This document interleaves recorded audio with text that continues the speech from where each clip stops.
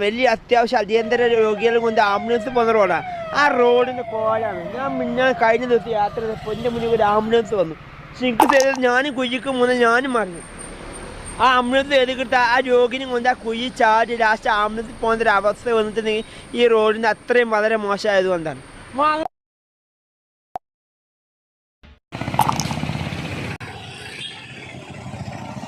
Oorkadavu regulator cum ബ്രിഡ്ജിന്റെ approach റോഡിൽ രൂപപ്പെടുന്ന കുഴികൾ അപകട ഭീഷണി ഉയർത്തുന്നു.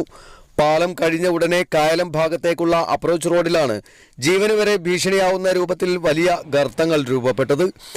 കഴിഞ്ഞ ഏതാനും ദിവസങ്ങളായി ഇരുചക്ര വാഹനങ്ങളിൽ സഞ്ചരിക്കുന്ന നിരവധി പേർ ഇവിടെ വെച്ച് അപകടത്തിൽപ്പെടുകയും പരിക്കേൽക്കുകയും ചെയ്യുന്നത് പതിവാണ്.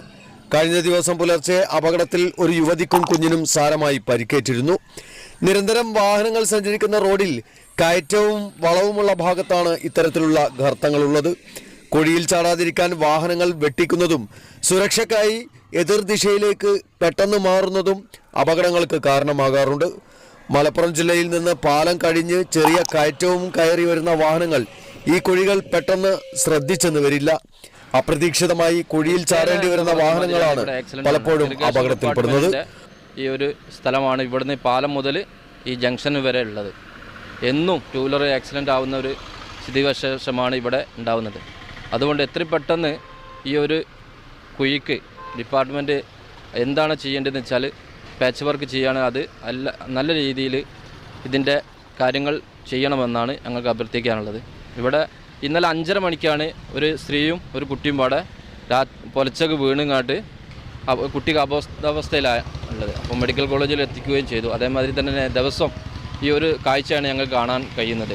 അതുകൊണ്ട് ഇതിന് എത്രയും പെട്ടെന്ന് ഒരു പരിഹാരം കണ്ടെത്തണമെന്നാണ് ഞങ്ങൾ അഭ്യർത്ഥിക്കാനുള്ളത്. മോശമാണ്, ഭയങ്കര മോശമാണ്.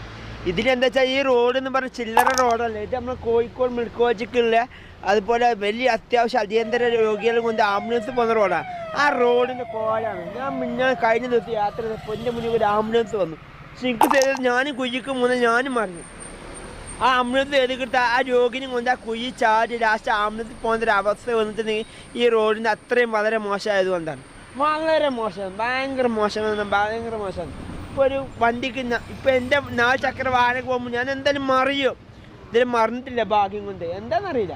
പക്ഷെ ഭയങ്കര ബുദ്ധിമുട്ടാണ് ഈ റോഡ്. വളരെ പ്രയാസത്തിലാണ് എല്ലാവരും. നാട്ടുകാർ മൊത്തം പ്രയാസത്തിലാണ്. ഈ റോഡ് അത്രയും നമ്മൾ മഞ്ചേരി മെഡിക്കൽ കോളേജിൽ നിന്നുള്ള കോഴിക്കോട് മെഡിക്കൽ കോളേജിലേക്ക് റെഫറൻസ് ആംബുലൻസിലേക്ക് പോലെ എളുപ്പവഴിയാണ് അല്ലേ, എളുപ്പവഴിയാണ്. ആ എളുപ്പവഴിയാണ് ഈ കോളത്തിൽ കിടക്കുന്നത്. അപ്പുറത്ത് പാലാണ്, അപ്പോൾ നല്ല റോഡാണ്. ഇത് ഇപ്പുറത്തെ മോശം. അതെന്താ തന്നെ റോഡ് കുറേ പോലെ ആവണ്ടേ? ഓക്കെ, അപ്പോൾ അതിന് വേണ്ടി എല്ലാവരും പറഞ്ഞിരിക്കുക. ഈ റോഡ് എങ്ങനെയായാലും നന്നാക്കിയേ പറ്റുള്ളൂ. ഇല്ലെങ്കിൽ നാട്ടുകാർക്ക് യാത്രക്കാർക്കൊക്കെ ഭയങ്കര ബുദ്ധിമുട്ടുണ്ട്. ആംബുലൻസ് അതിലേറെ ബുദ്ധിമുട്ടുണ്ട്. ഒരു രോഗീൻ്റെ ജീവിതം ചിലപ്പോൾ ഈ കുഴിന്ന് ഇല്ലാതാവും. അതുപോലെ കുഴിയും കുഴിയ റോഡാണ് ഇവിടെ ഉള്ളത്. ഓക്കെ, ശരി. മഴവെള്ളം മൂടി നിൽക്കുമ്പോഴും കുഴിയുടെ ആഴം മനസ്സിലാകാത്തത് വലിയ പ്രശ്നമായി മാറാറുണ്ട്. ഇറിഗേഷൻ വകുപ്പിനാണ് റോഡിന്റെ ചുമതലയുള്ളത്. അറ്റകുറ്റപ്പണി നടത്തി റോഡ് ഗതാഗത യോഗ്യമാക്കണമെന്ന് നിരന്തരം ആവശ്യപ്പെട്ടിട്ടും ഇതുവരെ നടപടിയുണ്ടായിട്ടില്ല. കുഴിയുടെ വ്യാപ്തം ദിവസം കഴിയുന്തോറും വർദ്ധിച്ചു വരുന്നതും യാത്രക്കാർക്കും നാട്ടുകാർക്കും വലിയ ആശങ്കയാണ് ഉയർത്തുന്നത്.